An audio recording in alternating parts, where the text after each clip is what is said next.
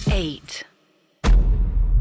इससे पहले कि हम इन चीजों पर आए, मैं आपसे एक पर्सनल ये सवाल पूछना चाहता हूँ, क्या कभी आप पागल खाने किसी गए हैं, कभी किसी को ऐसा ऑब्जर्व किया और क्या एक्सपीरियंस रहा है आपका? मैं आपको ऑनेस्टली बताऊं ना कि शायद एक अब now when I think about that in retrospect मैं सोचता हूँ तो मुझे लगता है ना कि बहुत पहले बचपन की बात है कि मैंने आपको बताया था कि शायद मेरी दादी का कुछ वो था जब वो लास्ट टाइम आपने बताया था एक बार दीवार पे कुछ लगा दिया था exactly, तो उनके कुछ मेंटल इश्यूज थे और उस जमाने में मेंटल चीजों को लेके इतनी इजीली कोई लाइक डॉक्टर्स अवेलेबल होती थी। मैं 90s की बात कर रहा हूँ, 95 96 के आसपास। उसमें कम असाइलम्स भी बड़े कम होते होंगे, राइट? असाइलम्स तो होते थे लेकिन जैसे नॉर्मल अब जैसे आजकल नहीं हो गया कि थेरेपिस्ट होते हैं, जमाने काउंसलिंग होती है, उस तरीके के ज्यादा नहीं थे चीजें। तो अगर आपके कुछ मेंटली कुछ भी हुआ तो सीधे नूर मंजिल जो लखनऊ की वो है, क्या कहते हैं, जो मेंटल असाइलम है यहाँ का, तो वहां पे था। अब बहुत छोटे की बात थी, उस टाइम पे पापा थे नहीं कुछ रीजन से, तो एक अंकल थे साथ में, मुझे जाना पड़ गया।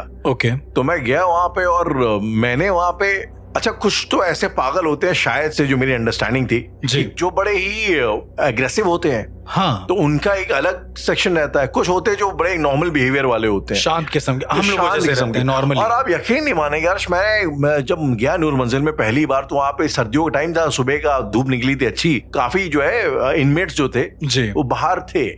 और मैंने देखा ना, तो आप ऐसे देखोगे तो लोग बड़े ही नॉर्मल लगेंगे यार, लोग टहल रहे हैं, कोई किताब पढ़ रहा है कहीं पे बैठा। एक मैंने देखा वो लेडी थी, काफी बुजुर्ग थी, वो फूलों की माला बना रही थी। आपको वैसा देखा है, देखने में लगेगा ना तो बड़ा नॉर्मल है, कॉमन लगेगा, बिल्कुल बहुत कॉमन लगेगा जी। लेकिन फिर जो है आप अगर लाइक ध्यान से नोटिस करेंगे तो जो एक जो टहल रहे थे गार्डन में, वो टहलते हुए अचानक मतलब बाकायदा किसी से बात कर रहे थे, हवा में पता नहीं किसी से उनकी कुछ भी कर रहे थे। मैंने बहुत बचपन में देखा, मतलब मैं शायद मुझे देखना नहीं चाहिए था, मैं बहुत छोटा साल के रहे होंगे आप? I think so 4th 5th में या ऐसे मुझे रहा हूँ, छोटे, मैं काफी छोटा था। मुझे उस टाइम ये लाइक वो हुआ नहीं कि मतलब कि पागल क्या होता है क्या नहीं होता है। तो वहां पे जो मैंने उन लोगों की हरकतें देखी, और तो मुझे दैट वाज बड़ा, वो तो मेरे जहन में बैठ गया, अभी भी है शायद से। तो जब भी हम लोग पैरानॉर्मल की बात करते हैं ना, तो मुझे काफी हद तक ऐसा लगता है ना कि जो नॉर्मल भी इंसान होता है ना, आप कैसे नॉर्मल को डिफाइन करते हो जी। लाइक अगर आप ऐसे देखने जाओगे तो आपको बहुत करीब से हर इंसान, क्योंकि यार पता नहीं आप करते नहीं करते, मैं भी कभी गाड़ी चलाता हूँ, मैं अपने आप से बात करता हूँ। बिल्कुल, मैं भी करता हूँ कभी कभी, जब मैं अकेला होता हूँ स्पेशली, तब ये करता हूँ स्पेशली, एग्जैक्टली। और बात मतलब बकायदा बोल के, and I am pretty sure हम जो बहुत लोग सुन रहे हैं उनमें से काफी ऐसे लोग होंगे जो शायद ये काम करते हो। तो मुझे इवेंचुअली इस बात का एहसास होने लगा कि यार कि बहुत ज्यादा फर्क है नहीं, मतलब फर्क इस बात का है कि आप उस चीज पे कुछ हद तक कंट्रोल कर सकते हैं, और उसका उस चीज के ऊपर कंट्रोल नहीं है। वो बेनती आशा कर रहा तो कर ही रहा है। तो शायद ये एक फर्क होता है। अब मुझे ऐसा लगता है कि कहीं ना कहीं जो पागल होते हैं, वो असाइलम्स की ही बात बता रहा हूँ। तो मेरे मामा की एक लड़की थी, मतलब मुंह बोले मामा थे वो, और उनकी एक लड़की थी, वो पागल हो गई थी somehow। और वो पागल भी किस दिन हुई, जिस दिन उनकी शादी थी उस दिन वो पागल हो गई थी। मतलब फेरे लेने वाली थी और फेरे लेते लेते वो अचानक से बैठ गई। अब उसको आप पोजीशन कह लो, उसको आप कुछ भी कह लो, वो उठी नहीं वहां से जी। सुबह उठी है वो वहां से, और बिल्कुल मतलब बोल रही है मुझे छूना मत, तुम लोग जल जाओगे, ऐसा हो जाएगा वैसा हो जाएगा, ये सारी चीजें उन्होंने बोली। फिर उनको मेंटल हॉस्पिटल में, अच्छा मेरे जो वो मामा थे जिनकी मैं आपको बात बता रहा हूँ, वो बहुत ज्यादा प्रैक्टिकल थे। उनको ये भगवान में और इन सब किसी भी चीज में, उनको एनर्जीज में भी विश्वास नहीं। उनको ये है कि भाई अगर तुमको चोट लगी डॉक्टर के पास जाओ, सीधी सी बात है। उनका कोई ये सीन नहीं था। तो उनको दीदी को सीधा असाइलम अगले दिन, कोई लेट नहीं करा उन्होंने। 5 साल हो गए उनको असाइलम में। उसके बाद हम जो मामा की दूसरी लड़की थी उनके साथ गए उनसे मिलने। तो मिलने के लिए एक टाइम होता है प्रॉपर, उस टाइम में 1 ही घंटे में आपको सिर्फ उनसे बात भी करनी है, उनको खाना आना जो देना है खिलाना है अपने हाथ से आप खिला सकते हो, लेकिन आप रूम के अंदर नहीं जा सकते हो। रूम में एक छोटी सी खिड़की होगी, उसको खोल लो, उससे आप बातचीत कर लो, क्योंकि पागल है वो, कुछ भी कर लेगा, गला दबा दे आपका, फिर आप चिल्लाओ। मतलब वो उस किस्म के वायलेंट किस्म के थे जो भी थे। दीदी थी वो थी, अगर तुम उनको ऐसा कुछ बोल दोगे, अगर मामा के लिए कुछ बोल दो तो सीधा मारने पे उतर आती थी, ऐसा होता था। तो मैं पहली बार गया ना वहां पर, तो एक ऐसा कैसे बोलते कैंपस टाइप का जैसे नहीं होता है कि बाहर एक ग्राउंड है पूरा, उसमें सारे लोग खुले हुए टहल रहे हैं जी। एक अलग ड्रेस में टहल रहे हैं। मतलब मैंने एक्चुअली वो फेज देखा है और बड़ा अजीब सा था वो फेज। और वहां पर एक आदमी था जिसके लंबे लंबे बाल थे, मुझे बहुत डर लगता था उससे, क्योंकि उसकी आंख एक खराब थी और वो पागल था। वो एक्टिंग क्या करता था कि वो एक दीवार को देखता रहता था कंटिन्यू, जी। और उसके पास जाकर उसको मारा करे, जैसे को कोई आदमी हो, उसको बोले कि मैं तुम्हारा खून कर दूंगा। वो नॉर्मल कब हो, जब तक उसको मार मार के तब तक उसको ये ना लगे कि उसको चोट लग गई है, तब तक वो ऐसा मारता रहता था उसको। और बड़ा अजीब था। और वहां पर बहुत ही क्रिटिकल वार्ड्स में तो अलग ही अलग लेवल के पेशेंट थे। बताते हैं कि इनको शॉक थेरेपीज दी जाती थी। अच्छा, मेरी दीदी को एक दिन ये थेरेपी हुई तो हम तो गए नहीं थे, मतलब मामा ने बताया कि अब बचेगी नहीं शायद। उस लेवल तक हालात पहुंच चुके थे, बहुत गंदे हालात पहुंच चुके थे। लेकिन जो मामी थी उनका ये मानना था कि वो पोजेस है। ओके। उसको किसी बाबा को दिखाओगे वो ठीक हो जाएगी। ऐसा करते करते करते करते दीदी खत्म हो गई, लेकिन मतलब उसको दिखाया नहीं। कुल मिला के बात ये है। तो वो उनका एक स्ट्रिक्ट मानना था कि भाई इस तरह की कोई चीजें होती ही नहीं है, मामा का। और आज की डेट में मैं आपको बता रहा हूँ उनका कैरेक्टर कैसे फ्लिप हुआ है। दीदी की डेथ के बाद जी शायद उनको ये रियलाइज हुआ, शायद उनको ऐसा कुछ हुआ। अब वो बहुत स्पिरिचुअल टाइप के हो गए हैं। अब उनको मतलब एक्चुअली ये सब चीजें दिखती, वो छोटी से छोटी चीज भी मानने लगे बहुत ज्यादा, आउट ऑफ नोवेयर। राहुल, दीदी जली हैं जिस दिन, मतलब उनको जिस दिन पूरा एकदम सब खत्म कर दिया गया, उस दिन से वो कहने लगे कि ये चीज यहाँ रखो, ये लोटा यहाँ रखो, ये पानी ऐसे होना चाहिए, सबको साथ बैठना चाहिए, वो आएगी बैठेगी हमारे बीच इस वजह से। तो बहुत ज्यादा सेंसिटिव हो गए। पागल नहीं बोल सकते हो, उनको पता है अपने फेस के बारे में। वो कह रहे हैं कि पहले मैं ऐसे हुआ करता था, मैं बहुत गलत सोचता था। तो शायद उनका एक ऐसा मोमेंट आया जहां पे वो पूरा फ्लिप हो गए। अब घर वाले उनको पागल बोलने लगे हैं एक तरीके से। वो ये बोलने लगे हैं कि पता नहीं अब इनको क्या है। वही है कि भाई तुम्हारे हिसाब से नहीं चल रहा है तो वो पागल है, और तुम्हारे हिसाब से चल रहा है तो एकदम सही है, तब तो सही है। वही वाला सीन है। तो मुझे यहाँ पर ये समझ में आ गया कि पागल की कोई डेफिनेशन नहीं होती राहुल, वो बस एक सिचुएशनल चीज होती है, कॉमन बिहेवियर है। अगर आप वो कॉमन बिहेवियर कर रहे हो तो वो तो ठीक है। तो एग्जैक्टली तो मुझे कभी लगता है ना कि दैट वे हर कोई आर्टिस्ट है। कुछ लोग उसको लेके अवेयर है, कुछ लोग नहीं। हर कोई एक्टिंग कर रहा है दैट वे। जी बिल्कुल बिल्कुल। वो आसपास से जो सीख रहा है उसको अपनी बॉडी लैंग्वेज में उतार ले रहा है, और वहीं फिर इंटरेक्शन में वो चीज क्योंकि उसको पता है कि इस तरीके से ही किया जाता है। और कुछ लोग होते हैं जो शायद या तो वो करते नहीं है, वो कर नहीं पाते हैं, तो वो आप फिर उनको थोड़ा like in normal in sense की अगर आप किसी नई जगह जाते हैं जहाँ का कल्चर टोटली डिफरेंट हो जी, तो आप वहां पे थोड़ा एलिनेटेड महसूस करते हैं। या कोई अगर बाहर का बंदा आपके यहाँ आ जाए तो मुझे काफी हद तक वैसा भी लगता है कि इट्स वेरी सब्जेक्टिव मामला है कि आप क्या आपको जेन्युइन लगता है, नॉर्मल लगता है, क्या आपको पागल बना लगता है। बिल्कुल। अब जैसे ये मामा है, तो जब एक बार मम्मी गई थी राखी वाखी बांधने इनको, तो अब सीन क्या हुआ ना राहुल की, इनके कहने का मतलब है कि बेटी जो आएगी उससे भी राखी बंधवा लो, मतलब हमसे बोल रहे थे वो। तो उनकी जो लड़कियां थी वो हमें राखी बांधती थी, तो उनके हिसाब से अभी भी वो जिंदा है कहीं ना कहीं। जो बहन है वो मर गई है, जो उनकी जो बेटी थी वो अब कहीं ना कहीं उनके हिसाब से जिंदा है। अब वो रात बिरात उठ के कहते हैं कि उसको शौक ना दो, उसको लगेगी, उसको ऐसा होगा, उसको ऐसा होगा। तो ये शायद वो ट्रॉमा इनके अंदर घुस गया है कहीं ना कहीं। लोगों के हिसाब से ये पागलपन है, पर उनके हिसाब से ऐसा कुछ हो रहा है। अच्छा, एक बड़ा अजीब सा फंडा है ओके अर्श, जिसको कहते हैं लॉस ऑफ कनेक्शन। ठीक है, ओके, ये क्या होता है? तो मैं आपको उसको एग्जांपल लेके बताता हूँ कि जैसे अभी आपने एक स्टोरी बताई, ठीक है, कुछ लोगों का ऐसा मानना है ना कि आपका एक पर्टिकुलर जो बिहेवियर होता है वो एसोसिएटेड होता है आपके किसी ना किसी फैमिली मेंबर या किसी करीबी के साथ। जी बिल्कुल। जिस दिन वो इंसान दुनिया से रुखसत हो जाता है, जब चला जाता है, अचानक से वो पार्ट आपका खत्म हो जाता है। ये बड़ा अजीब सा फंडा है। लेकिन जब मैंने फॉर एग्जाम्पल जब मैंने अपनी दादी जी के बारे में बात करी जी, तो मेरे फादर का एक एस्पेक्ट है, बहुत ज्यादा वो एक इरिटेशन में रहते थे, और फॉर दैट मैटर मेरी दादी भी वैसी। तो वो उन दोनों उस मामले में एकदम वो थे। और जिस दिन दादी की डेथ हुई है, रातों रात उनकी वो चीज गायब हो गई। मतलब उनका लगा a part of his personality is dead. Exactly. मतलब ऐसा होता है ना कि तो आपका मतलब है ना, आपका एक पर्टिकुलर बिहेवियर एक आदमी के साथ वो होता है, जैसे ही वो खत्म होता है वो चीज इज लाइक कि आप एक केज से बाहर आ जाते हो टाइप्स। एग्जैक्टली। फिर आपके अंदर तब आपका एहसास, अगर आप समझदार हो या आप सोचो उसके बारे में, आपका एहसास होता है यार कि ये in a way it was because of something. ये मामा के साथ हुआ। पहले कितने स्ट्रिक्ट और एकदम नास्तिक टाइप के थे, अचानक से कुछ ऐसा हुआ जिससे जुड़े हुए थे। ऑब्वियस है, बेटी है तो जुड़े हुए होंगे। बिल्कुल। उसके बाद अचानक से वो फ्लिप हो गए भाई, वो पूरी तरीके से फ्लिप हो गए। अभी तो मतलब जाओ तो बनारस की बातें करने लगते हैं, मणिकर्णिका की बातें करने लगते हैं आउट ऑफ नोवेयर। ऐसा नहीं कि पागल हो गए हैं, वो जाते हैं, टहलते हैं, खाना वाना खाते हैं, सब्जी वब्जी लाते हैं, सब कुछ करते हैं, लेकिन बड़े स्पिरिचुअल किस्म के कि अघोरियों से मिलना है, ऐसे बातें करनी है, क्या है क्या नहीं है। आपने भी शायद 2-3 ऐसे लोगों के बारे में मुझे बताया जो आपके नोन में थे और बनारस चले गए थे। मुझे अब सिंपल मुझे ये लगता है अर्श कि जब आपको एक चीज किसी न भी तरीके से समझ में आती है कि in experience there something which is beyond your logic, your जो आपके समझ के बाहर का कुछ है, और एक्सपीरियंशियल लेवल पे, तो आप फिर यार उस चीज की तलाश निकल लेते। इसलिए कि आपको किसी ने एक बार शहद चटा दिया, उसके बाद वो गायब हो गया, अब आपको वो टेस्ट जबान पे आ गया है, अब आपको वो ढूंढना है। आप पागलों की दीवानों की तरह उसको तलाश कहीं ना कहीं मिल जाए, समथिंग बियॉन्ड योर बॉडी वाली जो बात होती है। तो मुझे लगता है काफी लोग स्पिरिचुअलिटी में शायद उस वजह से भी होते हैं। शायद इस वजह से। पर राहुल, आपको ऐसा नहीं लगता कि जैसे मान लीजिए हम लोग हैं, हम आपको देख रहे हैं तो आपसे बातें कर रहे हैं, मतलब चल रहे हैं इधर उधर, जो भी मिल रहा है उससे बातें कर रहे हैं।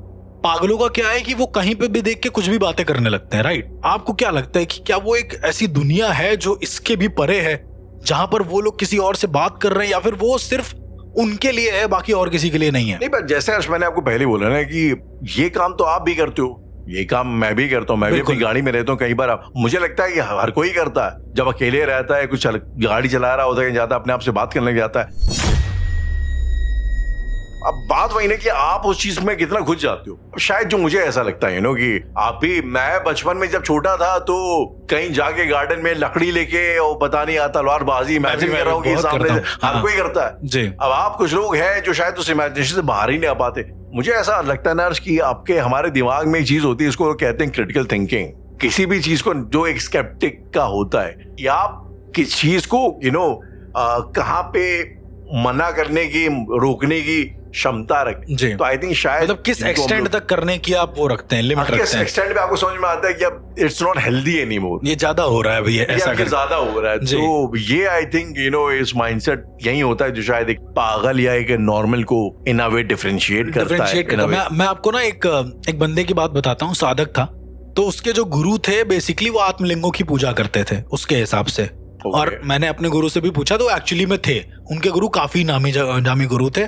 और वो धरती पर जो 3 आत्मलिंग है जो पता नहीं कहां पर है, किसी को नहीं पता, शिव जी द्वारा स्थापित जो आत्मलिंग है उनकी वो पूजा करा करते थे। आत्मलिंगों की पूजा करने में मैंने आत्मलिंग के ऊपर एक पूरा एपिसोड किया, फोकलोर ऑफ आत्मलिंग के ऊपर। तो उसमें मैंने आपको बताया आत्मलिंग जिसको हासिल हो जाता है उसकी सारी इच्छाएं पूरी हो जाती हैं, समथिंग लाइक दैट। लेकिन आज तक किसी को हासिल हुआ नहीं है। कई बार लोगों ने ट्राई किया है, वो भी वहां पे साउथ के जंगलों में कहीं ना कहीं है। तो वो जो एक साधक था उसका ये कहना था कि अच्छा उसके गुरु बचपन में खत्म हो गए। जब ये छोटा था, करीबन 14-15 साल का होगा, तो इसके गुरु खत्म हो गए थे। ये शुरुआत से ही उनसे दीक्षा लेता आया है। तो इसने ना आत्मलिंगों की कहानियां सुन रखी थी बहुत ज्यादा, कि भाई आत्मलिंग होता है, हम उसको हासिल कर सकते हैं भगवान शिव को खुश करके या ऐसा करके। तो ये मणिकर्णिका पे एक पूरा फेस्टिवल होता है राहुल, मतलब फेस्टिवल क्या, एक महाआरती होती है, ऐसे आप मान के चलो। तो मणिकर्णिका में जब आप जाओगे तो नीचे मशान नाथ का मंदिर है बाबा का, वहीं से मणिकर्णिका की होली भी चालू होती है, जो मसान की होली होती है, होली की वहीं से शुरुआत होती है। तो होली के एक दिन पहले महाआरती होती है बाबा के सोने के लिए। अब उस आरती में क्या होता है राहुल, मैं आपको बताऊं, ऐसा माहौल कि नीचे 9 डमरू लेके बड़े बड़े लोग खड़े हैं, बजा रहे हैं कंटिन्यू, ऊपर चिताएं जल रही हैं, वो एकदम दिव्य माहौल हो जाता है, मतलब बहुत बहुत सूदिंग माहौल होता है वो। तो उस माहौल के समय में उनके गुरु की डेथ हुई, ऐसा मतलब सुना गया। उसके बाद वो जो बंदा था वो उसी माहौल में, अच्छा वो कभी नीचे नहीं आता था गुरु के मरने के बाद, जबकि नीचे मंदिर है भोलेनाथ का, वो ऊपर जहाँ चिता जलती वहां से वो खिड़की से झांका करता था बहुत ज्यादा, पता नहीं कुछ ना कुछ तो बड़बड़ाया करता था वहां पे रह के। साधक अच्छा था, लोगों का मदद किया करता था, जो आता था अंतिम संस्कार कर देता था, कुछ ना कुछ ऐसा करके। फिर एक दिन क्या हुआ राहुल की उसने कहा कि एक बॉडी आई वहां पर, एक बूढ़े इंसान की बॉडी थी। ये ट्रू घटना है, वहां पर मणिकर्णिका पे हर एक इंसान को पता है। तो वहां पर एक बूढ़े इंसान की लाश आई, तो वो कहता है कि इस लाश को जलाओ नहीं, मना कर देता है जी। वो अब भाई किसी के भी परिवार वाले होंगे, क्यों ना जलाओ यार लाश को, लाश तो जलाने के लिए लाई गई है। और मणिकर्णिका में लोग लाते इसलिए ताकि जला सकें, मतलब वहां ना स्पेसिफिक लाया जाता है कि भाई यहाँ हम चलते हैं, यहीं पे जलेगी चाहे जो हो जाए, ये इससे बढ़िया प्लेस नहीं है कोई। तो जो है वो जो बाबा था, वो जो साधक था, बेसिकली 26-27 साल उम्र रही होगी उसकी, वो कहने लगा कि इनको मत जलाओ, मैं इनको जिंदा कर सकता हूँ। सबके सामने की बात है राहुल ये, कि इसको मत जलाओ, मैं इनको जिंदा कर दूंगा। अब लोगों ने कहा अरे भैया इनको बोलने तो, गाली वाली देके वहां बोलते हैं, आप जानते हो हर बात में एकदम हर पॉइंट में गाली होती है। तो उन्होंने कहा अरे डैश इसको बोलने दो, उसको जलाओ मत। मतलब जला दो बॉडी को, इसको रहने दो। बॉडी जली है राहुल, आप मतलब ये छटपटा गया है और चिल्लाते चिल्लाते क्या बोल रहा है मालूम है? कह रहा है कि आत्मलिंग के जरिए हम इसको जिंदा कर सकते हैं, मेरे गुरु वापस आ सकते हैं, ऐसे चिल्ला रहा है। किसी ने नोटिस नहीं किया, पर मंदिर के जो महंत थे उन्होंने कहा कि आत्मलिंग की बात क्यों कर रहा है, मतलब जिंदा करने के और ये सब सिद्धि इद्दी फलाना दिमाग का बहुत कुछ है, वो अपना कर ले, लेकिन ये आत्मलिंगों की बातें क्यों कर रहा है? मतलब बहुत बड़ी बात हो जाती है आत्मलिंग की बात करना, वो भी एक डेड बॉडी को देख के कि तुम उसको जिंदा कर सकते हो। क्योंकि ये जो विधान है ये सिर्फ रावण कर सकता था उनके हिसाब से, ऐसा कोई नहीं कर सकता था किसी को जिंदा करने का विधान। अब ये पता नहीं क्या पढ़ रहा था क्या नहीं पढ़ रहा था। बाय द वे इसके ऊपर हम डिटेल में डिस्कस करेंगे हमारे दूसरे वाले पॉडकास्ट में, इंडियन वैदिक पॉडकास्ट में जी। तो उस बाबा ने पकड़ा इस बंदे को, तो बाबा ने कहा कि बेटा ये क्या बोल रहा हो आत्मलिंग और ये सारी चीजें? तो उसने बोला कि हम ऊपर आरती से आत्मलिंग को सिद्ध करते थे, ऐसा करके। फिर ये मार कोई पत्थर होगा इसके पास, वो दिखाने लगा, कह रहा है ये आत्मलिंग है। अल्टीमेट बात है, कुछ भी बातें कर रहा था, कुछ भी जोन में चल रहा, कुछ भी जोन में चल रहा था। आत्मलिंग ऐसे हाथ में पकड़ ही नहीं सकते, तुम मर जाओगे। तो बाबा ने कहा लाओ जरा देखें। अच्छा, बाबा ने जब देखा वहां के जो महंत ने, तो उन्होंने कहा कि उसके अंदर एक्चुअली कुछ अजीब सी ऊर्जा थी, आत्मलिंग नहीं था वो, ऊर्जा अजीब थी उसके अंदर। तो मैंने उनसे ये सवाल किया बाबा से कि क्या हो सकता है ऐसा कि एक रास्ते से उठाया गया पत्थर जो अजीब तरीके का दिख रहा हो, और तुम्हारी अपनी खुद की, तुम पागल हो चुके हो किसी इंटेंशंस के लिए कि हमें अपने गुरु को जिंदा करना है, और तुम लगे पड़े हो उस पत्थर को सिद्ध करने में या फिर कुछ ना कुछ करने में, एक कंटिन्यू लगे पड़े, पागल हो गए उस चीज को करने में। अब लोग तुम्हें पागल समझे या जो समझे, क्या ऐसा पॉसिबल है कि उस पत्थर में वो जान आ जाए? तो उन्होंने कहा हाँ, ऐसा कभी कभी पॉसिबल हो जाता है। वो मैनिफेस्टेशंस जो होती हैं वो कभी कभी वर्क कर जाती हैं। अगर आपने चलो टॉपिक छेड़ ही दिया है, तो जो प्राण प्रतिष्ठा होती है तो कुल मिला के बात तो वही होती है ना, उसमें भी आई मीन थ्योरेटिकली स्पीकिंग किया तो वही जा रहा है। हाँ, किया तो वही जा रहा है। और तो मैंने उनसे वही पूछा, तो मतलब वो पत्थर आत्मलिंग बन गया होगा? वही इनडायरेक्टली तो यही हुआ ना। तो उन्होंने कहा आत्मलिंग तो नहीं, पर उसमें इतनी जान आ गई थी, इतनी जान आ गई थी कि वो किसी नॉर्मल इंसान के हत्थे चढ़ता तो उसको बहुत कुछ हासिल हो जाता, ऐसा करके। ओके। जिस दिन आत्मलिंग के बारे में अपने इस पत्थर को दिखाया है उस साधक ने, उसके अगले दिन उसकी मौत हो गई है उसी मणिकर्णिका घाट पे, होली में। जो शिष्य था, महाआरती हुई, उसने उस दिन दिखाया, अगले दिन होली के समय वो कुचल के मर गया। इतनी ज्यादा भीड़ होती ना राहुल की, मतलब पता नहीं चलेगा आपको घिसक के कहीं और पहुंच जाओ। तो उसी भीड़ में वो कहीं नीचे गिर गया होगा, लोगों के पैर से कुचल के उसकी मौत हो गई, बहुत गंदी मौत हुई। तो शायद ये एक पागलपन की हाइट थी जो इस तरीके से उसने कर दी, और अब वो भुगत रहा है, पता नहीं कहाँ है, किस दुनिया में। वो बाबा आज भी हंसते हैं, कहते हैं इंसान का पागलपन उनको किस हद तक ले जाए तुमको कोई अंदाजा नहीं। मतलब एक पागल का दिमाग, ये वहीं से हम आपको जोड़ रहे हैं असाइलम से, कि एक पागल का दिमाग कहाँ तक जाएगा। मतलब अगर आपने उसके दिमाग में यदि कुछ भर दिया और उसने उसको ग्रैब कर लिया, अच्छा वो लोग निकल नहीं पाते हैं किसी सिचुएशन से। मैंने अभी शायद हम लोग वही बात करते हैं कि क्रिटिकल थिंकिंग वाली बात की, like do you know like when to stop, कि आपको पता है कि आपको यहाँ पे रुकना कहाँ पे। जब आपकी ये कैपेसिटी एबिलिटी चली जाती है, तब आप एक तरीके से जिसको पागल मतलब आप स्टक हो जाते हैं उसी लूप होल में, कंटिन्यू लगे रहते हैं, क्या आप उसमें लगे रहते हैं, आप रोक नहीं पाते अपने आप को, और जो भी है। अगर बात कर रहे हैं अर्श, कि आपने मेंटली, तो मेंटल असाइलम का भी मुझे लगता है जिक्र होना चाहिए। मैं शुरुआत करूंगा, एक मेंटल असाइलम है अर्श, इसके बारे में मैंने बहुत पहले सुना था जी। ये फ्लोरिडा में, यूएसए में, एक रॉयल होप करके मेंटल असाइलम है। ओके। अब इसकी कहानी कुछ ऐसी है कि ये बना था 1710 में स्पेनिश मिलिट्री हॉस्पिटल के तौर पे, जिसमें जो वॉर के स्पेनिश जो एक्सपीडिशंस होती थी, उनके जो सोल्जर वगैरह आते थे उनके मेंटल इलाज के लिए। अब ये 1700s में ये लोग मेंटल इलाज करते थे बड़े अजीबोगरीब तरीके से। मतलब अब उसमें कुछ तरीके ऐसे थे यार कि वो जाएंगे और एक जंगल में एक स्पेशल टाइप की मधुमक्खी होती थी। ओके। तो उसको ला के जो है वो आपका हाथ उसमें डाल देंगे, या कि इन द सेंस कि उसका जो जहर होता है वो जब बढ़ जाता है। तो ये सब उस जमाने में ट्रीटमेंट के तरीके हुआ करते थे कि मतलब वो चारों तरफ से ऐसा लॉ को मार के बॉडी को वो करते थे, जकड़ देते थे। पर एक्सपेरिमेंट्स होते थे वहां पे मेंटल पेशेंट्स के ऊपर, कौन सा काम कर जाए, कब कौन सा, तो वही एक्सपेरिमेंट्स वगैरह चल रहे थे। अच्छा, वहां पे वाले लोग भी लाए जाते थे जो कि प्रिजनर्स ऑफ वॉर होते थे, जो दूसरे जो देश फौजी होते जो पकड़ लिए जाते थे। तो ये एक्सपेरिमेंट्स आमतौर पे उनके ऊपर होते थे, मेंटल उसकी मतलब एक्सपेरिमेंट थे या टॉर्चर करने के तरीके थे एक तरीके से। अपने हिसाब से तो मेंटल वो समझने की कोशिश कर रहे थे कि मतलब क्या इंसान को स्टिमुलेट करता है, क्या नहीं करता, वगैरह वगैरह वाली बातें। तो इन चीजों के लिए बड़ा इनफेमस था वो। और इवेंचुअली करते करते फिर वहां पे जो है लोग उस जमाने में स्पेन में या कह लो आप इन जनरल यूरोप में ये पैरेलल इसका बड़ा चलन चला था, पैरेलल वे ऑफ ट्रीटमेंट का। उसमें अकल्ट भी आ गया, मतलब 1700s वो टाइम था, अकल्ट भी उसमें शामिल भी आ गया था। ये 1700 वही टाइम था जब अचानक से यूरोप और अब सैलेम द विचेस वाली जो हम लोग की बात है 1700 तो ये उसी एरा में अचानक से अकल्ट का वो बड़ा था जो ट्रेंड होता है उस जमाने में। और ये भी उसमें शामिल था जहाँ पे अकल्ट की इस तरीके की प्रैक्टिसेस होती थी।